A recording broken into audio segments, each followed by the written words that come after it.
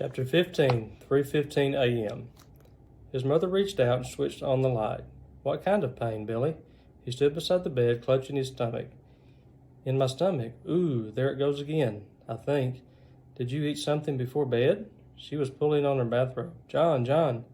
She shook her husband's shoulder. He mumbled sleepily. Did you eat candy or something before bed, Billy? Worms, groaned Billy. Worms? John, Billy, what kind of worms?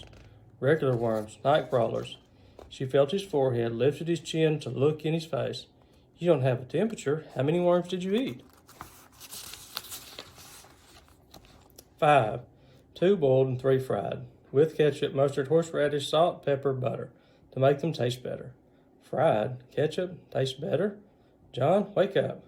I had this bet with Alan. Oh, he groaned again. Take your hands away. Where does it hurt now? Show me. It doesn't really hurt so much now. It's just rumbling and gurgling. Something awful. Then why are you groaning? Asked his father, sitting up. Because I'm afraid it's going to start hurting. Do you think I'm going to die, Daddy? Worms? His father asked. Ordinary worms? Earthworms?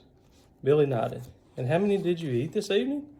1 this afternoon. I've eaten 1 every day for the last 5 days. But they weren't little ones. They were night crawlers, huge ones, as big as snakes almost. His father lay back down, pulling the covers up around his shoulders.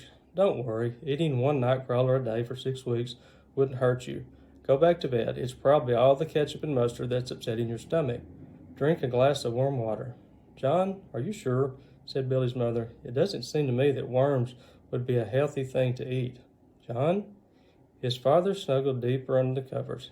I didn't say eating worms would turn him into an all-American fullback. I just said they wouldn't hurt him. Now let's go to sleep. Billy's mother glanced at Billy, shivering beside the bed in bare feet and pajamas, and then shook her husband again. John, wake up. I think you should call Dr. McGrath. You don't really know whether or not eating worms is harmful. I know you don't. Billy's father groaned and sat up.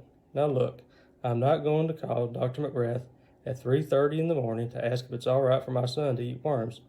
That's flat. Secondly, I do know that Billy's not going to die before morning. If worms were poisonous, which they're not, he would have been laid up before this. Billy, have you been eating worms for 5 days? Billy nodded. All right. And thirdly, I ate a live crayfish when I was in college and had suffered no discernible ill effects. And fourthly, I'm going to sleep. Billy's mother slipped her feet into her slippers, stood up, and buttoned her bathrobe, and then leaned over the bed and shook her husband's shoulders. John, I won't be able to sleep until you call. John, what about tapeworms or a fungus? John, wake up. Billy, you go back to bed. Your father will call Dr. McGrath. John. Billy lay in bed listening to his mother and father arguing in the bedroom. He could only make out a word here and there, usually when his father started to shout, only to be shushed immediately by his mother. Billy got sleepier and sleepier. His stomach had stopped rumbling and gurgling. It was warm and cozy under the covers after standing on the cold floor in his bare feet. Then, in the midst of a foggy drowse, he heard someone dialing the phone in the hall outside his parents' bedroom, and then his father say, "Poison control," and explain the case. Then there was a silence. Billy heard the water running in the bathroom, and then his father said, "You're sure? These weren't little ones. These were night crawlers." Pause. "And no long-range ill effects?" Pause. His father laughed. "I bet, I think." And the next thing Billy knew, sunlight was streaming through his window, and Emily was skipping down the hall past his door singing. Half a pound of 2-penny rice and half a pound of treacle. That's the way the money goes. His father shouted down the stairs, "Helen, do you know where my green tie and red stripe is?" Chapter 16, The Sixth Worm. Billy gulped it triumphantly, serene, untroubled. By the door, Alan glowered, his mind racing. He's going to do it. He'll win. What'll I do? $50. Joe sat on an overturned pail, whistling and gazing carelessly about, sneaking a glance now and then at Billy. What had gone wrong? Why hadn't he cracked? Outside, Tom lurked sheepishly in the bushes behind the stone wall, peering at the barn. Chapter 17, Seventh Worm.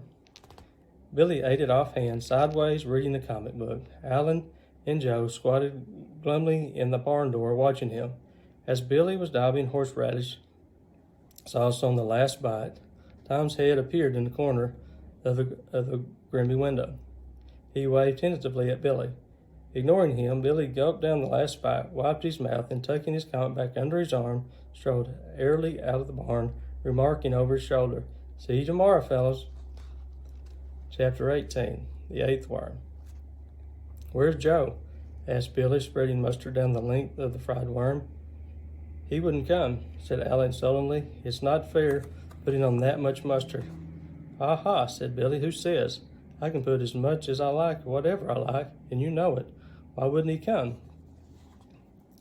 "How should I know?" Billy swooshed a bit of worm around in ketchup and horseradish sauce. "I know why he didn't." "Yeah, you're so smart. Big deal." Alan couldn't get the $50 out of his head. What was his father going to say when he told him he bet $50 and lost? Geez. He gnawed at his thumbnail. "He couldn't come because he knows I've won. He knows I could eat 20 worms if I had to." Yeah? Well, you ain't won yet. There's still 7 to go. You act so big. Wait till you begin to feel it in your stomach. You think you know everything. Yeah. You'll see. You wait. "Aha," said Billy. "You think you can scare me? Talking like that? Phooey." He strode past Alan out into the sunlight. "Hi," said Tom, popping up from behind the barrel, said Billy disdainfully, and walked on.